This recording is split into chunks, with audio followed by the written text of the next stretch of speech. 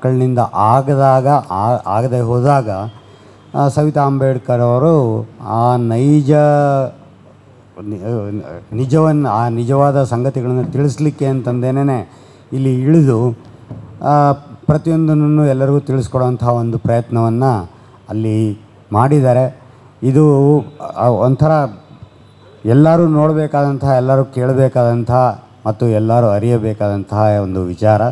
So ಇದನ್ನು ಭಾಳ ಚೆನ್ನಾಗಿ ತಿಳಿಸ್ಕೊಡೋ ಪ್ರಯತ್ನವನ್ನು ಡಾಕ್ಟರ್ ಶ್ರೀನಿವಾಸ ರೆಡ್ಡಿ ಅವರು ಮಾಡಿದ್ದಾರೆ. ಅವರಿಗೆ ಧನ್ಯವಾದಗಳನ್ನ ಹೇಳಬೇಕು. ಆ್ಯಕ್ಚುಲಿ ಡಾಕ್ಟರ್ ಯೋಗಾನಂದ್ ಅವರು ಗಣೇಶನವ್ರ ಬಗ್ಗೆ ನಂಜಾದ ಮಧು ಇದ್ರ ಬಗ್ಗೆ ಭಾಳ ಚೆನ್ನಾಗಿ ಹೇಳಿದರು ಅವರು. ಆ್ಯಕ್ಚುಲಿ ಗಣೇಶನವರು ಈ ಪೂರ್ಣಚಂದ್ರ ತೇಜಸ್ವಿ ಅವರು ಕರ್ವಾಲನಲ್ಲಿ ಒಂದು ಕ್ಯಾರೆಕ್ಟರ್ಗೆ ಹೇಳ್ತಾರೆ, ಅವನು ಏನೂ ಇಲ್ಲದೆ ಇರೋ ಒಂದು ಹಳ್ಳಿಗ, ಆದರೆ ಅವನಿಂದ ಕಲಿತಾ ಇರೋದು ಹೆಂಗಿರುತ್ತೆ ಅಂದರೆ ಅವನಿಗೆ ಏನೇನೋ ಗೊತ್ತಿರೋದನ್ನು ಸುಮ್ಮನೆ ಅಲ್ಲಿ ಇಲ್ಲಿ ಅದು ಇದು ಮಾತಾಡ್ತಾ ಇರಬೇಕಾದ್ರೆ ಸಾಕಷ್ಟು ವಿಚಾರಗಳನ್ನು ಹೇಳ್ತಾ ಹೋಗ್ತಾರೆ. ಅದಕ್ಕೆ ಆ ಒಬ್ಬ ಮನುಷ್ಯ ಎಂಥವನೋ ಪ್ಯಾದೆ ಅಲ್ಲ, ಅವನೊಬ್ಬ ನ್ಯಾಚುರಲಿಸ್ಟ್. ಅವನಿಂದ ತಿಳ್ಕೋಬೇಕಾದಂಥ ವಿಚಾರಗಳು ಸಾಕಷ್ಟಿದೆ ಅನ್ನೋದನ್ನು ಕರ್ವಾಲ ಅವರ ಬಾಯಿಂದ ಬಿಡಿಸ್ತಾರೆ ಪೂರ್ಣಚಂದ್ರ ತೇಜಸ್ವಿ ಅವರು. ಸೊ ನಮ್ಮ ಗಣೇಶನವರು ಕೂಡ ಆ ಥರ ಸಾಕಷ್ಟು ಮಾಡಿದ್ದಾರೆ. ಅವರು ಕೂಡ ಸಾಕಷ್ಟು ಬರೆದಿದ್ದಾರೆ, ಸಾಕಷ್ಟು ತಿಳಿಸ್ಕೊಡ. ಗಣೇಶ ಅವ್ರನ್ನ ಅವ್ರಿಗೆ ಬರೆದಿರೋದು ಓದೋದಕ್ಕೇ ಸಾಕಷ್ಟು ಖುಷಿಯಾಗುತ್ತೆ. ಸೊ ಇಲ್ಲಿ ಯಾವ ರೀತಿಯ ಒಂದು ಎಕ್ಸ್ಪ್ಲಾಯ್ಟೇಷನ್ ನಡೀತಾ ಇದೆ ಅನ್ನೋದ್ರ ಬಗ್ಗೆ ಅಲ್ಲಿ ಹೇಳಿದ್ದಾರೆ. ಆದರೆ ಇದ್ರ ಬಗ್ಗೆ ನಮಗೆ ಇನ್ನೂ ಸಾಕಷ್ಟು ಕಡೆ ಆಗ್ತಾಯಿದೆ, ಇನ್ನೂ ಆಗ್ತಾಯಿದೆ. ಅವೆಲ್ಲನೂ ಅರಿಶಿಣದ ಬಗ್ಗೆ ಇರ್ಬೋದು, ಆಮೇಲೆ ನಮ್ಮ ರಕ್ತಚಂದನದ ಬಗ್ಗೆ ಇರ್ಬೋದು. ಇದಕ್ಕೆಲ್ಲ ಪೇಟೆಂಟ್ ಕೊಟ್ಟು ಮತ್ತು ಗಲಾಟೆ ಆಗಿ ಭಾರತ ಸರ್ಕಾರ ಸಾಕಷ್ಟು ಇದರಿಂದ ವಿರೋಧ ಬಂತು. ಸರ್ಕಾರ ನೀವೇನು ಮಾಡ್ತಾಯಿಲ್ಲ ಅಂಥೇಳಿ. ಸೊ ಅವರು ಅಂತಾರಾಷ್ಟ್ರೀಯ ಕಮಿಟಿಗಳಿಗೆಲ್ಲ ಹೋಗಿ ಈ ಒಂದು ಇದನ್ನು ಅದಕ್ಕೇನು ಪೇಟೆಂಟ್ ಕೊಟ್ಟಿದ್ದಾರೆ ಅದನ್ನೆಲ್ಲ ತೆಗೆಸೋವಂಥ ಪ್ರಯತ್ನ ಮಾಡಿ ತೆಗೆಸಿ ಎಲ್ಲ ಆಗಿದೆ.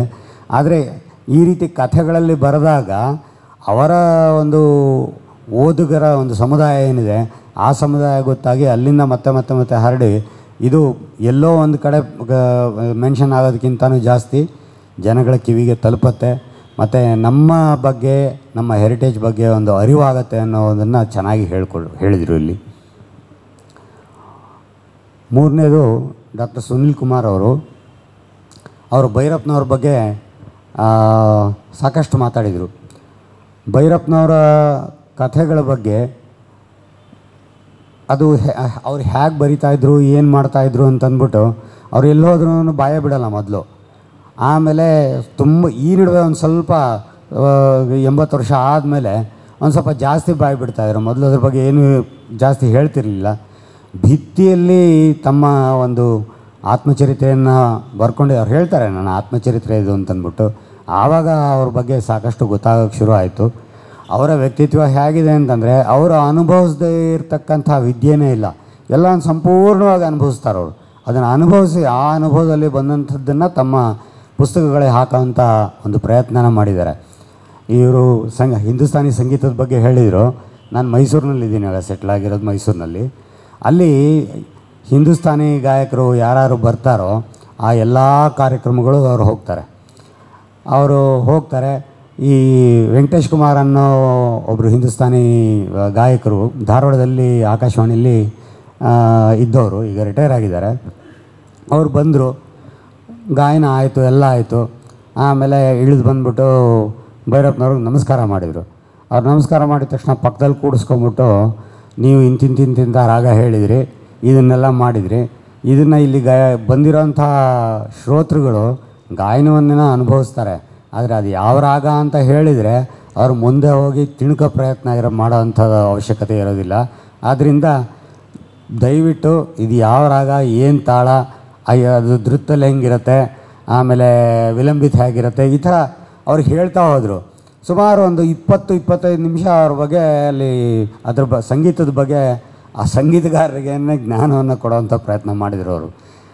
ಇದು ಹೇಗೆ ಬರುತ್ತೆ ಅಂದರೆ ಅದು ಏನು ಫುಲ್ ಅಥಾರಿಟಿ.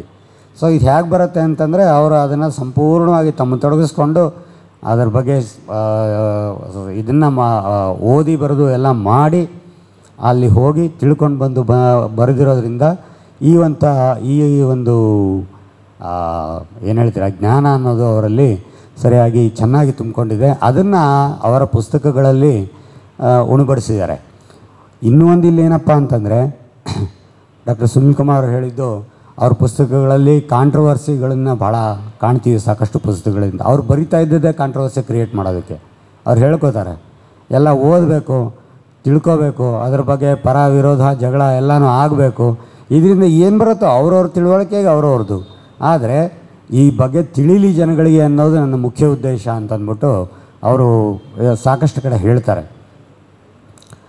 ನಂತರ ಅಪರ್ಣಾ ಅವರು ಭೈರಪ್ಪನವ್ರ ಬಗ್ಗೆ ಮಾತಾಡಿದರು. ಒಬ್ಬ ಬರಹಗಾರ ಭೈರಪ್ಪನವರು ಹೇಗೆ ಏನು ಅಂತ ಈಗ ಏನೇನು ಹೇಳಿದ್ನೋ ಅದೇ ಥರದ ಮಾತುಗಳಲ್ಲೇ ಅವರು ತಮ್ಮ ಮಾತನ್ನು ಮುಂದುವರಿಸಿದರು. ಸೊ ಇದ್ರ ಬಗ್ಗೆ ಪರ್ವದ ಬಗ್ಗೆ ಹೇಳಬೇಕಾದ್ರೆ ಅವರು ಹೇಳಿದರು, ನಾರ್ದರ್ನ್ ಇಂಡಿಯಾದಲ್ಲಿ ಹೋಗಿ ಅಲ್ಲಿದನ್ನೆಲ್ಲ ತಿಳ್ಕೊಂಬಂದು ಅವರ ಒಂದು ಜೀವನ ಶೈಲಿಯ ಬಗ್ಗೆ ಆ ಒಂದು ಪುಸ್ತಕದಲ್ಲಿ ತಿಳಿಸಿದ್ದಾರೆ ಅಂತ. ಅಷ್ಟಕ್ಕೆ ಸೀಮಿತ ಅಲ್ಲ ಇದು ಅವರ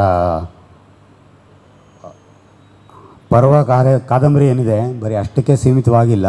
ಪರ್ವ ಬಹಳಷ್ಟು ಕಥೆಗಳನ್ನು ಬಹಳ ಜನರಿಗೆ ಬಹಳ ತಳದಲ್ಲಿ ಹೇಳಿದೆ. ಸೊ ಈ ಥರ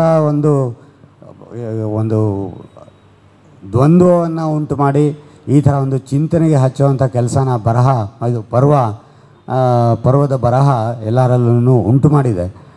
ಅದು ಸುಮಾರು ಎಷ್ಟೋ ಲ್ಯಾಂಗ್ವೇಜ್ಗಳಿಗೆ ಈಗಾಗಲೇ ಅದು ತರ್ಜುಮೆ ಆಗಿದೆ. ಬಟ್ ಅದನ್ನು ಓದಿದಾಗ ನಾನು ಒಂದು 4 ಸರ್ತಿ ಓದಿದ್ರೆ 4 ಥರ ಅದರಲ್ಲಿ ಅರ್ಥಗಳು ಬರ್ತಾ ಹೋಗುತ್ತೆ.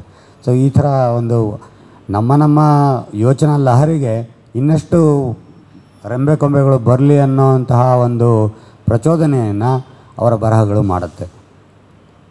ಆಮೇಲೆ ಡಾಕ್ಟರ್ ನಾಗರಾಜು ಅವರು ಕಗ್ಗದ ಬಗ್ಗೆ ತಮ್ಮ ಒಲವು ಎಷ್ಟಿದೆ ಅನ್ನೋದ್ರ ಬಗ್ಗೆ ಭಾಳ ಚೆನ್ನಾಗಿ ತೋರಿಸ್ಕೊಟ್ರು.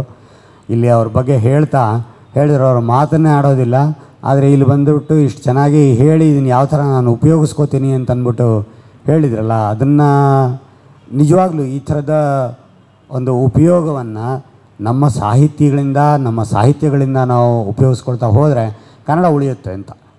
ಇಲ್ಲಾಂದರೆ ಕನ್ನಡ ಈಗ ಹಳೆಗನ್ನಡ ಹೊರಟೋಗಿದೆ. DVG ಅವ್ರ ಬಗ್ಗೆ ಮಾತಾಡ್ತಾ ಹೇಳಿದರು, 2ನೇ ಅಕ್ಷರ ಕಾ ಇದೆ, ಅಥವಾ ಕಾ ಸಂಬಂಧಪಟ್ಟದ ಕಾಗುಣಿದ್ದದ್ದಿದೆ ಅಂತಂದ್ಬಿಟ್ಟು. ನಮ್ಮ ಕನ್ನಡದಲ್ಲಿ ಛಂದಸ್ಸಿದೆ, ಆಯಿತಾ, ಕಾವ್ಯಗಳು ಬೇರೆ ಬೇರೆ ಪ್ರಕಾರದ ಕಾವ್ಯಗಳಿದೆ. ಎಷ್ಟಿದೆ ಅಂತಂದರೆ ಅಷ್ಟಿದೆ. ಆಮೇಲೆ ಅದನ್ನು ಕಬ್ಬಣದ ಕಡಲೆ ಒಪ್ತೀವಿ, ಆದರೆ ಅದರದ ಒಂದು ಸಣ್ಣದಾದಂತಹ ಒಂದು ವಿಚಾರನಾರು ಅಟ್ಲೀಸ್ಟ್ ನಮಗೆ ಗೊತ್ತಿದ್ದರೆ ಅದನ್ನು ಇನ್ನೂ ಚೆನ್ನಾಗಿ ನಾವು ಅನುಭವಿಸ್ಬೋದು ಅಂತ.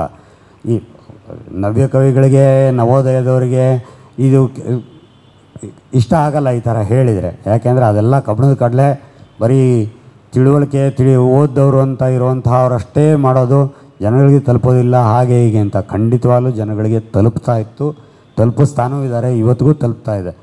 ನಮ್ಮ ಗಮಕ ಸತ್ತೋಗಿರೋಂಥದ್ದು ಅಂತಲೇ ಆ ಮಟ್ಟಕ್ಕೆ ಬಂದುಬಿಟ್ಟಿದೆ.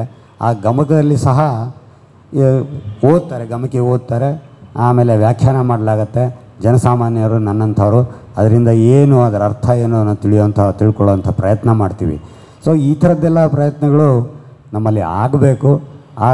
ಆವಾಗ ಮಾತ್ರ ಈ ಅವೇರ್ನೆಸ್ಸು ಮತ್ತು ಈ ಹಳೆ ಕಾವ್ಯಗಳಲ್ಲಿ ಅಥವಾ ಹಳೆಗನ್ನಡದ ರೀತಿಯಲ್ಲಿರ್ತಕ್ಕಂಥ ಕಾವ್ಯಗಳಲ್ಲಿರೋ ಸೊಗಸು ಕೂಡ ನಮಗೆ ಚೆನ್ನಾಗಿ ಗೊತ್ತಾಗತ್ತೆ ಅಂತ ನನ್ನ ಒಂದು ಅಭಿಪ್ರಾಯ.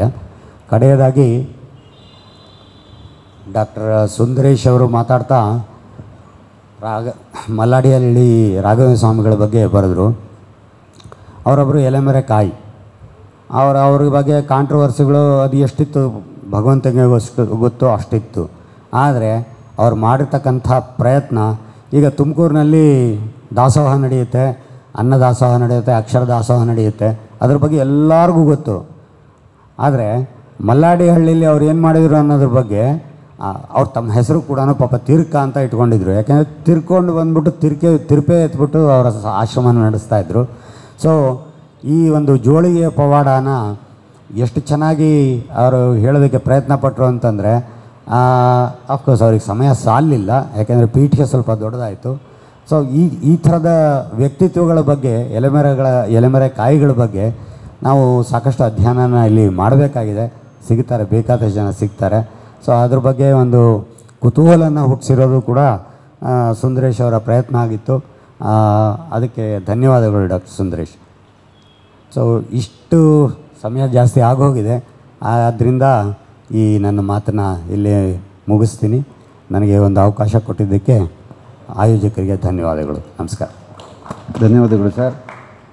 ಈಗಷ್ಟೇ ಒಂದು ಮಾತು ಬಂತು, ಅನೇಕರಿಗೆ ವಿಚಾರ ಸ್ಫುರಣ ಆಗುತ್ತಾ ಇರುತ್ತೆ, ಮೇಲಿಂದ ಮೇಲೆ ಸಾಕಷ್ಟು ವಿಚಾರಗಳಾಗುತ್ತವೆ, ಅದಕ್ಕೆ ವಿಚಾರ ಭೇದಿ ಅಂತ ಕರೀತಾರೆ. ಆದರೆ ಅವರಿಗೆ ಅಭಿವ್ಯಕ್ತಿ ಮಲಬದ್ಧತೆ ಇರುತ್ತೆ, ಅಂತಂದರೆ ಎಕ್ಸ್ಪ್ರೆಷನ್ ಕಾನ್ಸ್ಟಿಪೇಷನ್ ಇರುತ್ತೆ ಅಂಥೇಳಿ ಇಲ್ಲಿರುವ ಒಬ್ಬ ಸಾಹಿತಿ ಹೇಳಿದರು. ಆದರೆ ನಮ್ಮ ಪಶುವೈದ್ಯರು ಯಾರೂ ಈ ರೀತಿಯ ವಿಚಾರ ಭೇದಿ ಅಥವಾ ಅಭಿವ್ಯಕ್ತಿ ಮಲಬದ್ಧತೆಯಿಂದ ಬಳಲ್ತಾ ಇಲ್ಲ. ಅವರಿಗೆ ತುಂಬ ವಿಚಾರ ಭೇದಿಯೂ ಇದೆ, ಅಭಿವ್ಯಕ್ತಿ ಭೇದಿಯೂ ಸಹ ಇದೆ ಅಂತ ನಾವು ಪಶುವೈದ್ಯನಾಗಿ ಹೇಳ್ತಾ, ಈ ಕಾರ್ಯಕ್ರಮಕ್ಕೆ ಇಷ್ಟೊತ್ತು ಅಧ್ಯಕ್ಷತೆಯನ್ನು ವಹಿಸಿಕೊಂಡು ತುಂಬ ಚೆನ್ನಾಗಿ ಅದನ್ನು ಸಮರೈಸ್ ಮಾಡಿದಂತಹ ಡಾಕ್ಟರ್ ರಘುಪತಿ ಸರ್ ಅವರಿಗೆ ನಮ್ಮ ಕನ್ನಡ